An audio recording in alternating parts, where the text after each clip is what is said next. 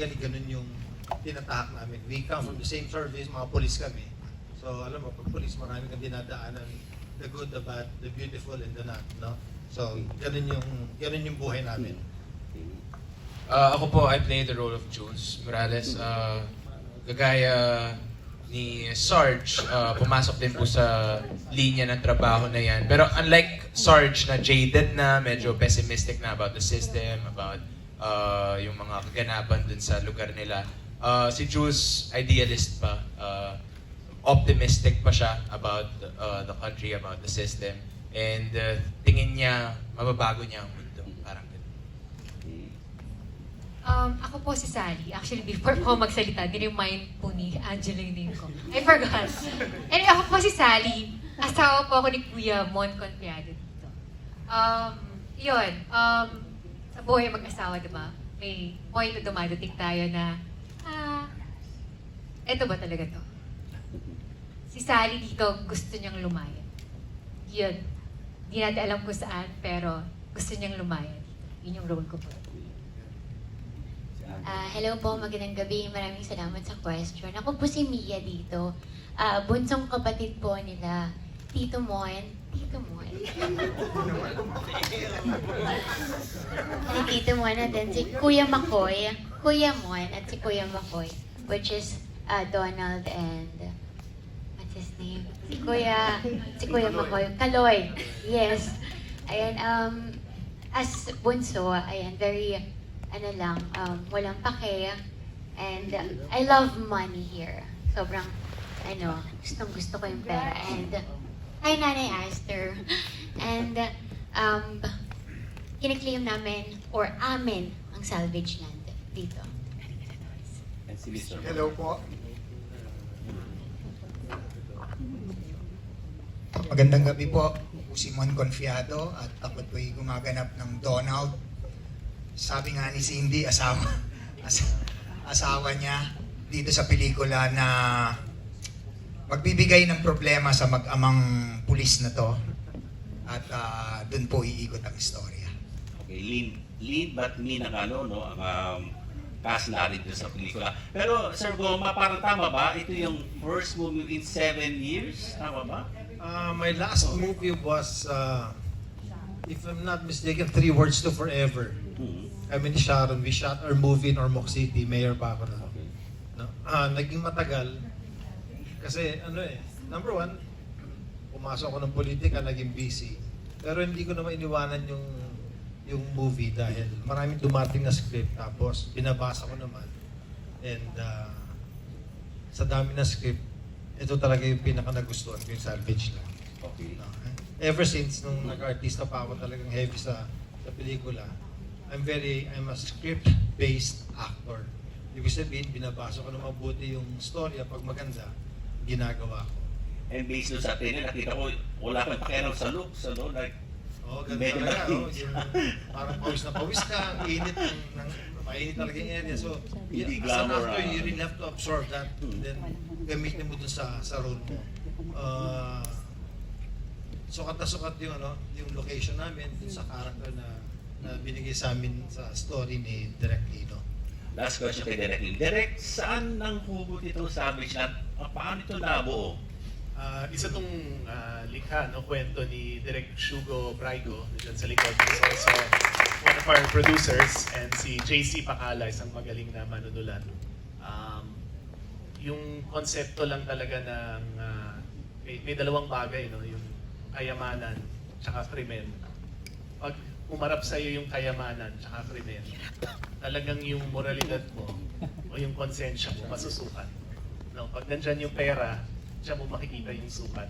Pag may pinagtatakpan kang krimen, diyan rin makikita. So, yung ginawang kwento nila Direk Shugo, kung mapapansin nyo, magkakapatid po to. Wala lang si Makoy De Leon, also a brilliant actor. Tatlo silang magkakapatid. Sila ho yung mga kriminal. Tapos dalawang mag-ama na polis. Tapos si Cindy, asawa. So isang pamilya to na tinetest yung kanilang konsensya, tinetest yung kanilang moralidad, tinetest yung kanilang mga desisyon. So ako, yun yung rason kung bakit ko hiningi na i-direct yung pelikula.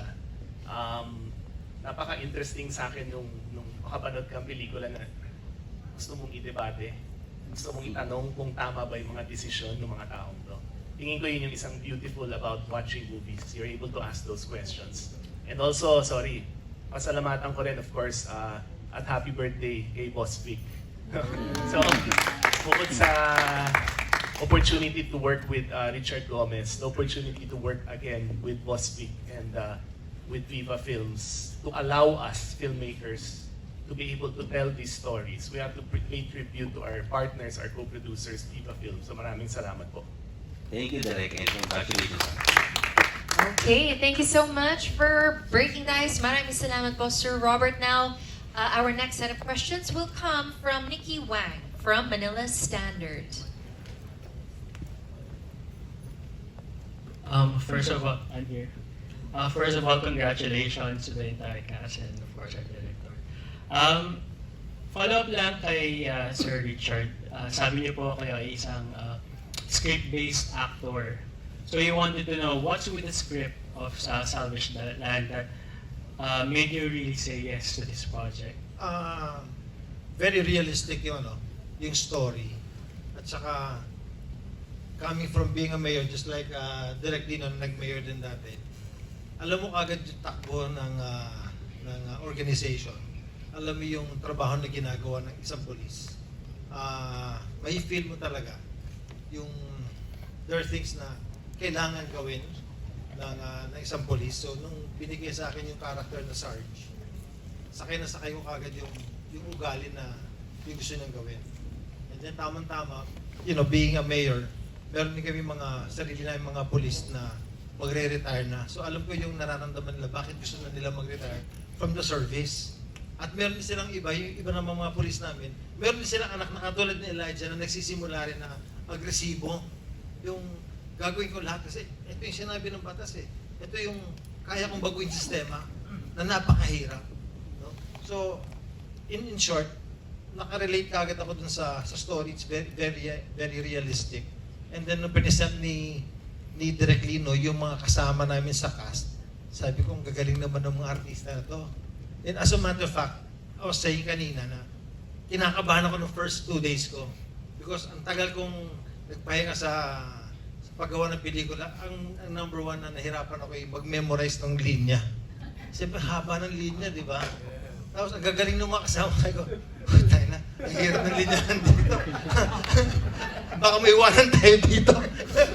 So, it was a challenge again on my side. Ako, na-enjoy ko kasi na-challenge ako ng ganon.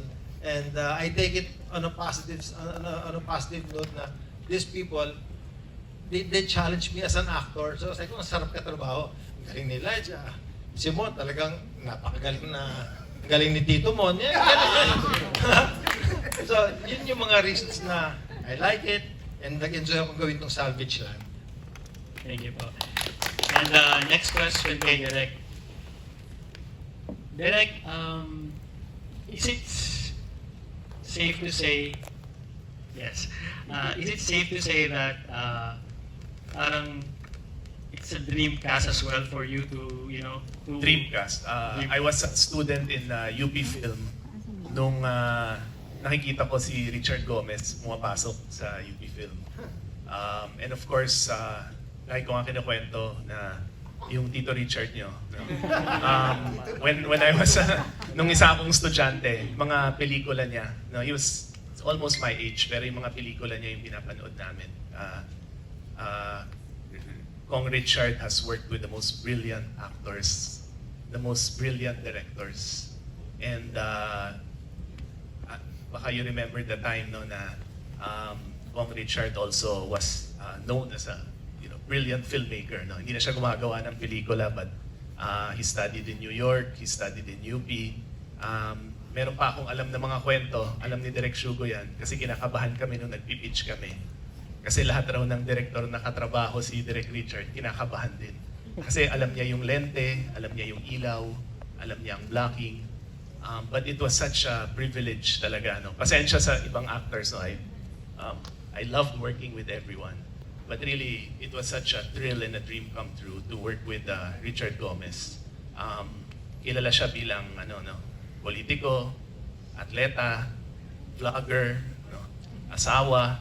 Pero people forget, or maybe we've forgotten sometimes, Richard Gomez, the artist, the actor. At kung makikita nyo kanina sa lente, kita nyo sa the first second na makita nyo sa lente si Kong Richard. Talaga Richard Gomez is meant for cinema. At ang sarap niyang panoorin. So I hope you all go to the movies to watch. Thank you and good luck with the film.